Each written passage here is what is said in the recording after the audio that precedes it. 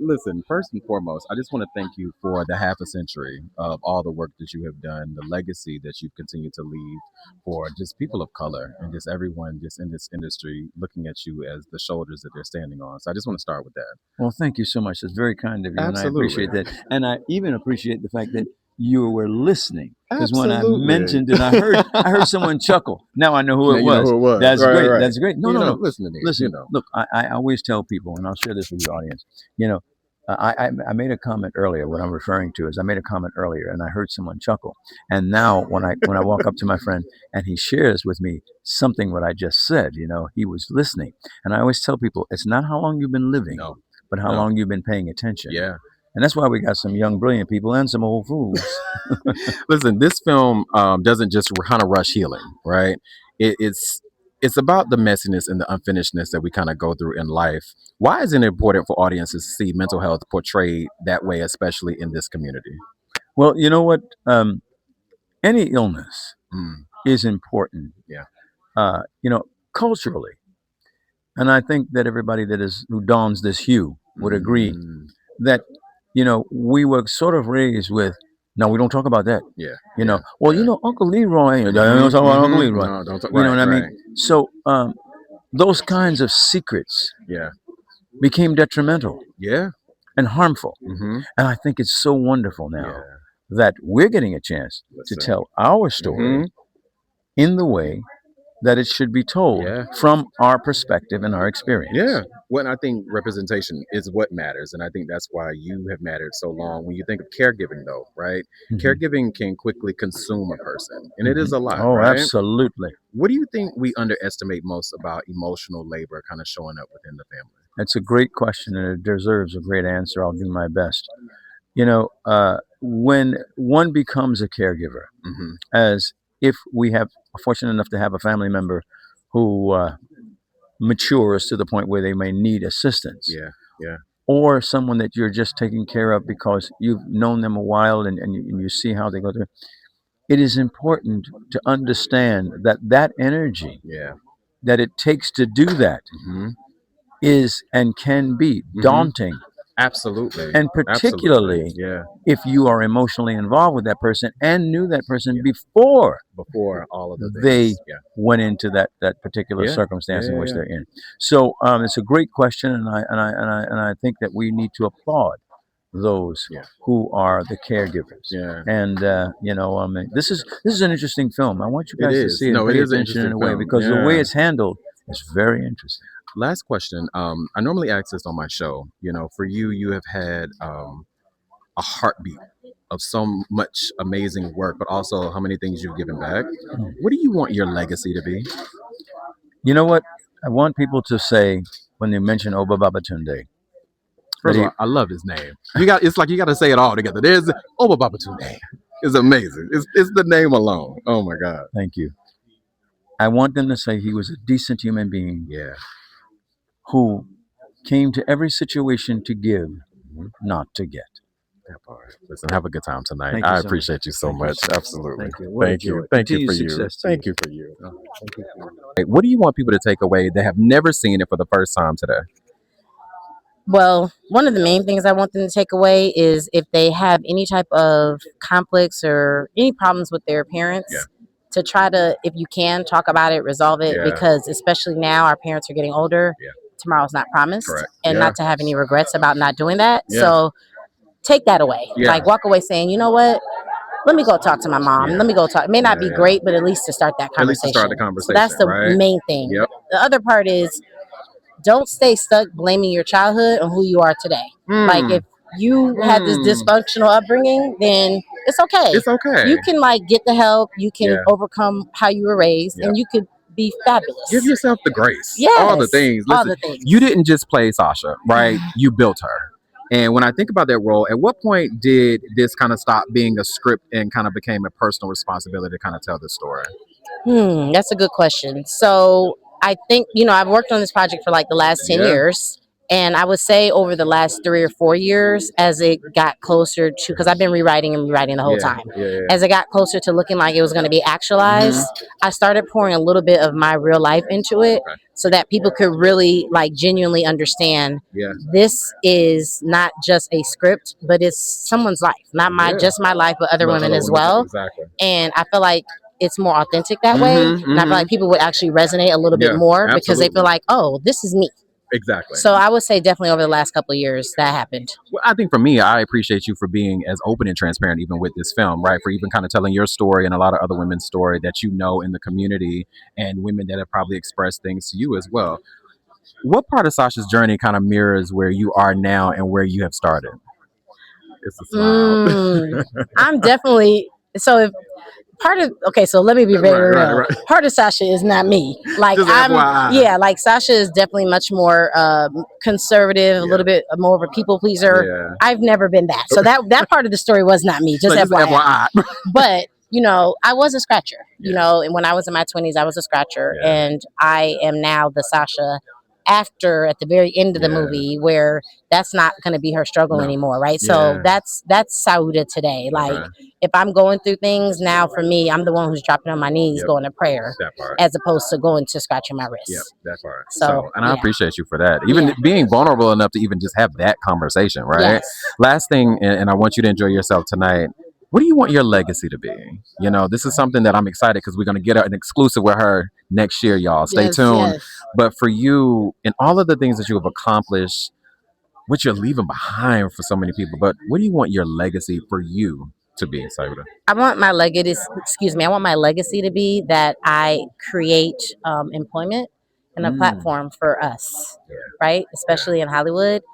Even, you know, with me owning a law firm and just being in a place where I can help people work and make a living. Like, for me to know that I'm helping other people who look like me, that's really what I want people to be able to say. Like, that's the legacy. Like, she's not just making great projects or helping people in the education field, leaving something behind, but I'm also helping people and empowering them to be able to work, make a living, which we all need to do, right? And so that's really the legacy that I hope to leave behind. Thank you for you always. Have fun tonight. We have one of the amazing producers of this beautiful film, Love the Skin You're In. Number one, I always like to ask this question because I know we have to get ready for this beautiful screening. How are you and how is your heart? How am mine? How's my heart? My heart is full right now. I'm overjoyed with how we have an amazing turnout tonight. My cast showed up. I mean, the cast showed up. Some of my crew showed up. I mean, it's amazing. The venue is wonderful. The limousine has been wonderful to us, and I'm just happy to be here. So my heart's full. That's it. You know, this film, I was able to get a little pre-watch, you know, earlier in the year, and I was absolutely thoroughly impressed, right? You know, how did working with these amazing actors, right? How did working with them kind of really look at how it is unspoken to have the conversations about mental health, and then also how do we kind of do better as a community that say, you know what, I need help, and reach out to my fellow community to actually help me with that? Well, you know, the African American community is interesting because we like to shove things under the carpet. You know, we like to say, oh, he's crazy. Oh, he has an issue. Oh, he has a problem. But he's okay. He's cool. He's cool. So at the same time, understanding that mental illness is real, that caregiving is real. There's a sandwich generation going on out here that have to balance home, family, parents that are aging, that are, these are unspoken things. It is. And our parents didn't talk to us about it. And we just keep it going. We just have to keep it going. Listen, I appreciate you. I appreciate your heart. And thank you just for just all of the things that you have left behind and what so many people are going to be able to witness seeing this film tonight. Thank you for you. So much. All right. Thank you. See the deal we did. I know. Ability and love, you know, what do people kind of have to unlearn whenever people watch this film? I think people in watching this film would probably have to unlearn the habit of not accepting criticisms from those around them and those that love them. In this film, you know, you see a relationship between a father and daughter, and her trying to communicate some things to him and that not getting through. And I think in all relationships that we have, it's important to just, you know, be open, even if it's uncomfortable, to what people around us that love us are telling us about ourselves sometimes. Yeah. And that's, that's a tough one. No, it is. Well, for elders that see this film, and I remember I went to an amazing event this weekend about elders and swimming in their 80s and 90s and still kind of just like moving in life. For elders that see this film, silence is really a part of survival. And for younger generations, kind of healing the demands of language, where do you see those worlds kind of colliding today? In terms of silence versus like speaking up? Yeah. I think it's a split of both. I think I'm trying to wonder about silence being a part of survival. I don't know. Sometimes I wonder if we need to speak up more. Sometimes speaking is life and being there. So I think you kind of have to split the difference. You have to know when to be quiet and when to speak, and that takes a lifetime of learning and right. For you, I always ask this question on my show: with everything that you are accomplishing and wanting to accomplish as far as in your career, what do you want your legacy to be? I want my legacy to be laced with art and people embracing the truth of art, whether that be in media, whether it be in visual arts, whether it be in music, whether it be in the way we live ourselves, the way we dress. I want my legacy to be filled with truth. I want it to mean something. We live in an age where it's all about content, and that is a big part of everything that we do. However, I would like for the things that I'm doing to still, by and large, stand for something and mean something. So I want my legacy to be about truth and pushing truth and spreading truth objectively, even when it doesn't help our narrative, Even if it doesn't. Even if it doesn't help our narrative. So what do you want people to take away from tonight's film, right? Love the skin you're in. I was able to kind of see a early copy of it, and I was excited to actually see this film. But for you, what do you want people to take away from it? I would like for people to take away just literally the title of the film, Love the Skin That You're In. Be okay with yourself. And that can mean more than just physical skin. Be okay with you. I remember when I was a kid, I was, I think a lot of kids go through phases where they try to fit in. Right. And I can't be any more in my skin standing on my own 10 at this point in my life. And it's a good feeling to be there. And everyone needs to be there, no matter what age you are. Love the skin you're in, love who you are, love what you stand for, and stand in it. Stand 10 toes down, even if you feel like no one's with you, if you believe it, if it makes you happy, that's your truth. Love that skin. I love it. Listen, have fun tonight. I appreciate you all the work that you've done. Thank you. Right here, right beside me. Okay. As we're moving through this year, I always like to start this question out with, how is your heart? My heart is healing from all that we're experiencing right now, but it's all good because we're moving into a new year. So 2026 is going to be much better for all of us. I'm claiming that. Claim it for all of us. I'm claiming that. Absolutely. I'm claiming it for all of us. So my heart is good. I love that. Listen, this story is much about inheritance as it is about identity. What did this film reveal to you about the emotional legacy that we inherit, but also whether we choose it or we don't? For me, I think that in terms of what we have experienced as a people going all the way back to slavery, I believe that there are certain things that have been carried on that we don't want. And so it's our responsibility to release those chains. The physical chains are gone. So now we got to release the mental, emotional, intellectual chains. Yes, but we're doing that. We're doing for that. elders, though. Go ahead. I'm sorry.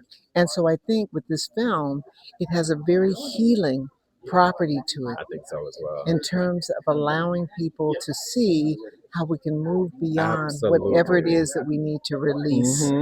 For elders in this film, silence is also a part of survival. For younger generations, kind of healing the demands of language, where do you see those worlds colliding today? Colliding or coming together? Both. Okay, I see our younger generation, many of them, coming together with elders by listening to them, by learning from them. I have 2 grandchildren, and I'm trying to instill everything I can so that my legacy is left through my son and my 2 grandchildren. So I'm doing all that I can for them. And you've done an amazing job. And I want to tell you, just to keep being a beautiful spirit in the heart is heartening. I appreciate you for you. Have fun tonight. Thank Absolutely. you so much.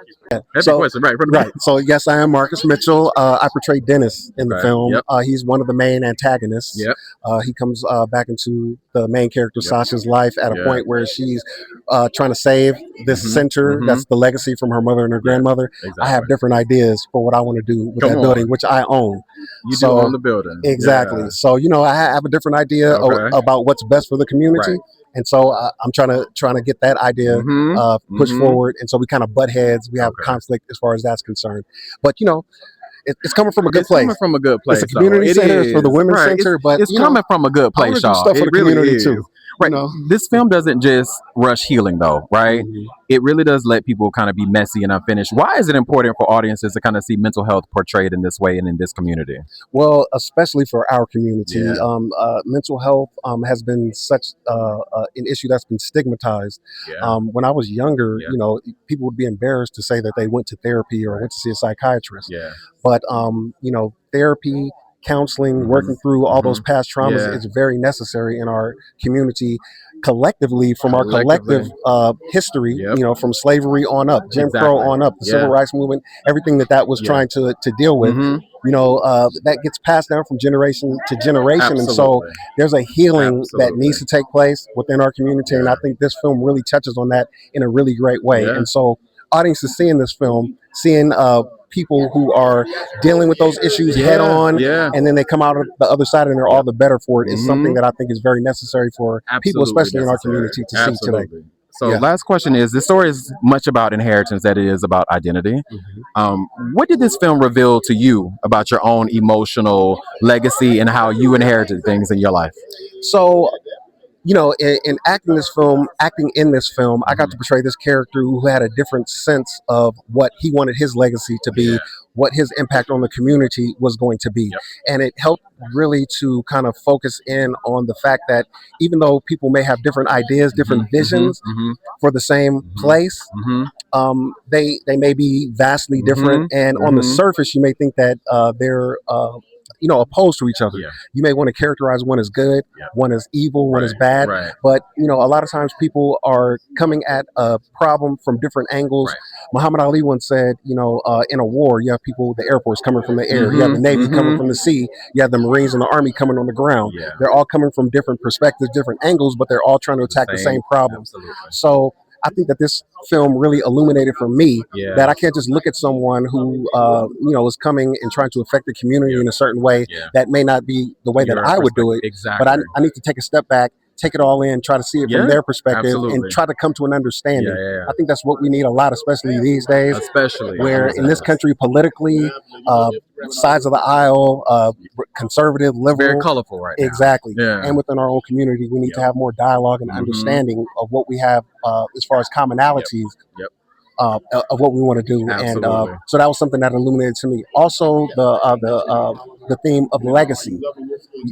That's what come on. Exactly. Literally. So we need to embrace our legacy, what was handed down to us from our ancestors, our parents, our grandparents, but we also have to make space for us to be individuals so that we can carve our own path into the future, but always keeping that in mind. That idea of saying COVID, we take the good things from the past, pull them into the future and push forward so future generations can pick up where we left off. Exactly. I appreciate you. I appreciate all it's all the nuggets that he's leaving y'all. Have fun tonight. Absolutely. What to take away today after they actually view this? That there is a solution to trauma and there's a solution to hurt and pain. And that you don't have to sit in it by yourself. I feel like a lot of people need to hear that, right? Because there's so many people that don't hear that space, right? They don't hear that cry for help at times, that we're just like, well, maybe I am alone and I'm by myself. And I think that's one of my takeaways, really, even seeing a pre-piece of this film. What's one moment in the film that you think will make audience sit with their own inherited wounds? I think the moment for me is like how selfless Sauda's character is, the lead actress. Sasha's very she's so selfless and she is fighting her own trauma and then she's still looking out and helping others. And I think when you're of service and you get outside of self, that's how you heal. And also it kind of is where the healing begins too, right? When we kind of remove ourselves from these spaces, and I think that's what I so much love about her, and even her as the character, and how much she's even put into that character of who she is.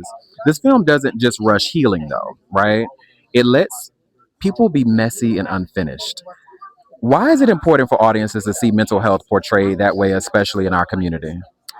I think life is messy and Mm-hmm. it's real. Yeah. And it's like to thine own self be true. So you Yeah. have to get honest and be Yeah. honest and see it for what it is. Mhm. And it is. It's I love just it. it's just messy. It's just messy. Last question is, as we're ending the year and we're loving ourselves, we loving on ourselves. How are you loving on yourself, and how's your heart? I feel like my heart posture is directed towards what God would want from me and what God wants me to be and who God wants me to be and how God wants me to be. Yeah. And that's what I do every day when I wake up. I turn it over to a power greater than myself. Yeah. And so it's just, I feel good in the end of the year. That's it. I want to thank you for you. I want to thank you for your heart. I want to thank you just to have a good time tonight and all of the things, okay? Thank Are you you. going to ask me what character I am? No, I already know. But what character do you look? I Can you know. tell the I know what character she is. Which character are you? I play this lady named Christian. This lady. I I play love this it. lady named Christian who's on the run. She's a little On the difficult at run. times, but she comes around with some She love. does. No, she does. Because you're a little rough at the beginning. I was like, Lord. I actually thought something. Never mind. That's for the people. She's a little